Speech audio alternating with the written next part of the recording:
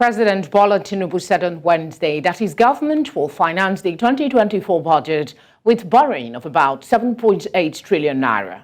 While presenting his first budget to the National Assembly, the president said he expects the nation's economy to grow by 3.7% in 2024, far above the 3.0% global prediction.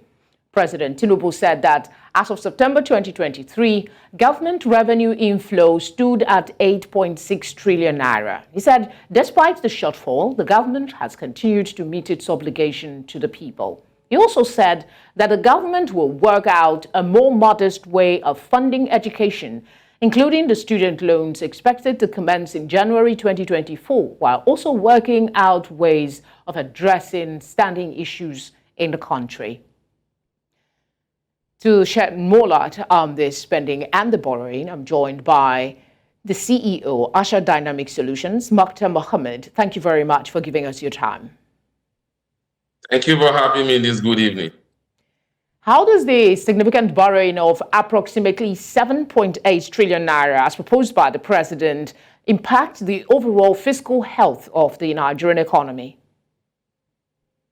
Like the president said, this borrowing is strategic. I don't think where they're borrowing from is where they will immediately begin to pay. If you base on what the president have said, about $7.8 billion will be borrowed from international finances and donor agencies. And again, these are tied to critical infrastructures. So when we hear critical infrastructure, the president have made mention of health and education. So those are critical infrastructure. Borrowing itself is not all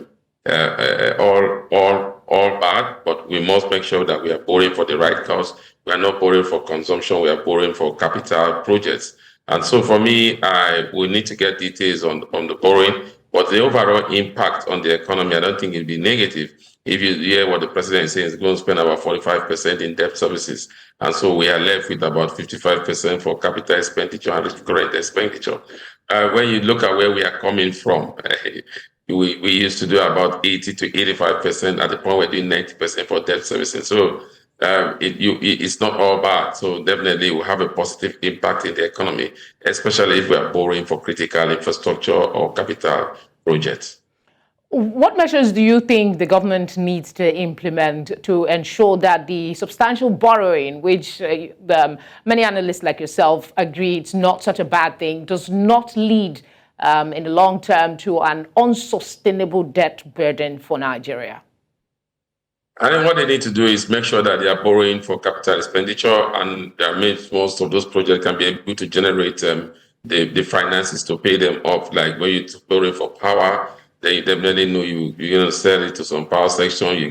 We're going to make money from people that will be utilizing that power station. So that would as well pay for the debt. And if you're doing a road construction, you know that this road construction that you're doing, you might have to tow it so that this debt fund from there will be able to service the debt. Then I think you need to look at the PPP. They need to go into PPP. It's very important that the government goes into a PPP. PPP is one of the key pillars of every economy in the world. So they need to go in there and begin to look at public-private partnership in key infrastructure area whereby the government own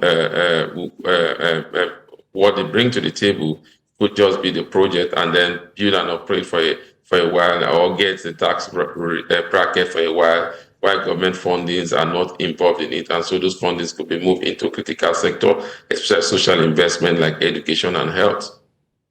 The anticipated economic growth is put at 3.7. That's for 2024. How do you think this will be influenced by the scale of borrowing as outlined by the president? Well, depends on what, like I said, depends on what we're borrowing for. We are a consuming-driven economy. Our GDP will only grow if a lot of people have fund in their house, they're able to spend, because that is our greatest asset. Then trade, especially trade, we do trade mostly in crude oil sales. So luckily for us, the president have said that we improve also. So all this will have a positive impact on our GDP. And again, we need to look at capital flight. We don't have capital flight, then we need to look at what are the type of capital that have been brought into the Nigerian economy, and that's where liquidity, especially FX liquidity, is being brought in. And the president have also said that that also is something they are working at. And that's why they moved the exchange rate from 700 to 750. So I don't think it has so much impact. Like I said, the impact depends on what sector of the economy are Nigerians from this project. Are we providing jobs and bring more money into the hands of Nigeria? If you do that, then you are able to kickstart the economy without going into any major challenges. There is a need, isn't it, to strike a balance between financing critical national projects through borrowing and safeguarding the economy from potential negative consequences, right? Definitely, yes. Definitely, yes. And that's why we are saying that we must, this time as a citizen of this country, you must make sure you ask the government, what are they really borrowing for? What are these critical infrastructure?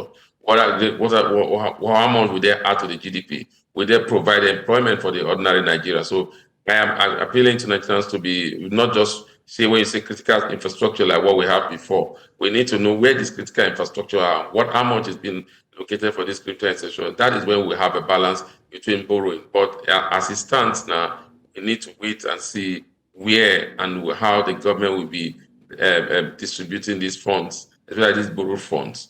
And the good thing about it is that some of these borrowed funds will also may come from the capital market, because government has said they will reduce their foreign borrowing by almost 33%, and also they will do more borrowing in terms of local borrowing. And so that would save the economy from external force factors, especially volatility of the exchange rate. And that also will kick a lot of activities in the fixed income space for most Nigerians. And also that also could be under means of generating wealth into the already wealthy Nigeria. And then all those are looking for means of savings. And that means that savings in terms of savings in banks will go up. And so liquidity, they will be able to use that to tame inflation flow, which the president has put an ambitious plan of moving from almost 30% to 21.7%. For me, that is very ambitious. Like I said, this budget is a budget of ambitions. All right, Muktar, as always, thank you very much for speaking with us. We appreciate your time and your insights. Thank you for having me.